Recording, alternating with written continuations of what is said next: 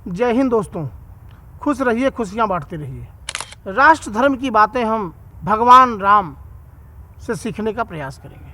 जिस राम राज्य की बात होती है कि राम राज्य क्या है, आप देखिए कि राम राज्य में सबके लिए क्या है कि राम राज्य बैठे त्रैलोका, हर्षित भय गए सब सुख। तीनों लोगों के स्वामी, तीनों लोगों के जगत नियंता, ब्रह्मांड नायक भगवान राम अगर गद्दी पे बैठ रहे हैं तो देखिए कितनी सुखद अनुभूति है। सारे लोग प्रसन्न, इस चराचर जगत में कोई भी जीव हो सब प्रसन्न। गए सब शोका, शोक हमेशा हमेशा के लिए विनष्ट हो गए। अब बैरु न करु काहू सन कोई, और राम प्रताप विषमता कोई। किसी का किसी से किसी प्रकार का बैर नहीं। आज देखिए सबसे ज़्यादा विडंबना है कि भाई की भाई से नहीं पट रही। तो बैरु न करु काहू सन कोई, किसी से किसी प्रकार का कोई राग द्वेष नहीं।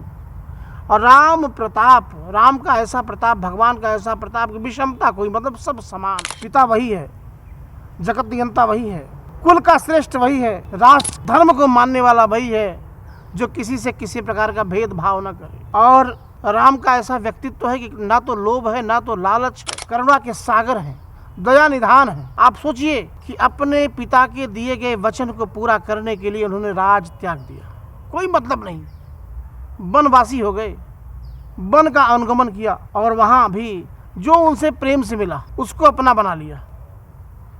तुलसीदास जी ने लिखा है कि पुरुष नपुंसक नारीवा, जीव चराचर कोय, सर्व भाव भज कपट तज मोहि परम प्रीश्वर। भगवान राम का चरित्र कैसा है कि पुरुष हो, नपुंसक हो, नारी हो, चराचर जगत में कोई भी जीव हो।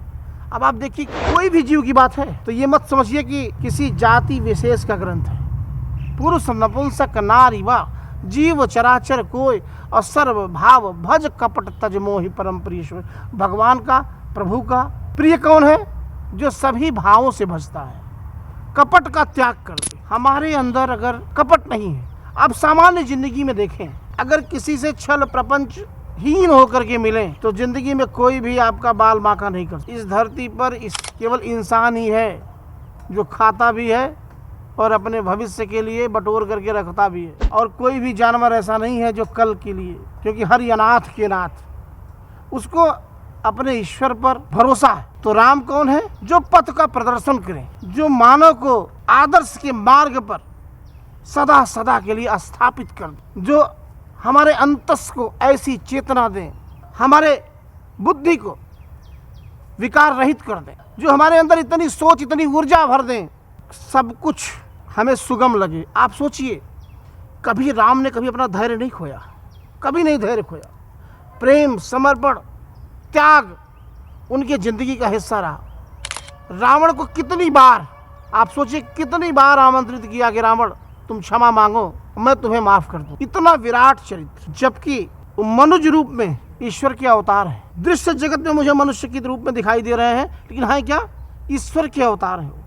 उनके लिए सब कुछ सामान्य है, लेकिन वह कहाँ किससे कब सेवा लेनी है, कब किसका मंगल करना है, कहाँ अपने को व्यक्त करना है, कहाँ नहीं करना है, ये प्रभु की माया और मायाधिपति भगवान राम द्वारा ही संभव है। सामान्य जन को ना तो उनको समझना, उनके बारे में समझना संभव है, क्योंकि उस राम को, भगवान को, परम पिता को समझने के लिए गुरु तत्व की आवश्यकता है। और जब तक गुरु का गुरुत्व, गुरु की कृपा, गुरु का प्रेम, गुरु के वचन रूपी अमृत की वर्षा हमारे ऊपर नहीं होगी, तब तक हम नहीं समझ सकते। भगवत भक्ति, भगवत कृपा प्राप्त होने के बाद स्थिति ऐसी हो जाती है कि गरल सुधा रिपु कर ही मिताई, अगोपद सिंधु अनल सितलाई।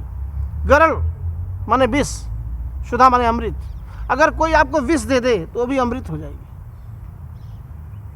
माता मीरा को राणा सांगा के द्वारा विष भेजा गया, ये तो कुल का नाश कर रही है, लेकिन मीरा ज्यों की त्यों। ये है भगवत भक्ति की पराकाष्ठा, ये है भगवत भक्ति की शक्ति। जब आपके अंतस चेतना में, आपके अंतर्मन में परम पिता परमेश्वर के प्रति अगाध आस्था होगी, हमेशा आपके चिंतन में होंगे, तो कोई भी आपका बाल बांका नहीं कर सकता।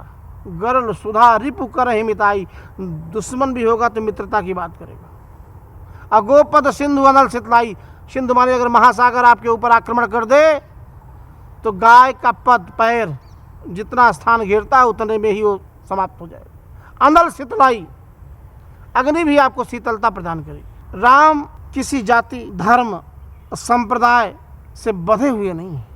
राम सबके हैं। राम कौन है? अनादि है, जिसका ना आदि है ना अंत है, जो सत्य है वही परम सत्य है, वही ईश्वर है।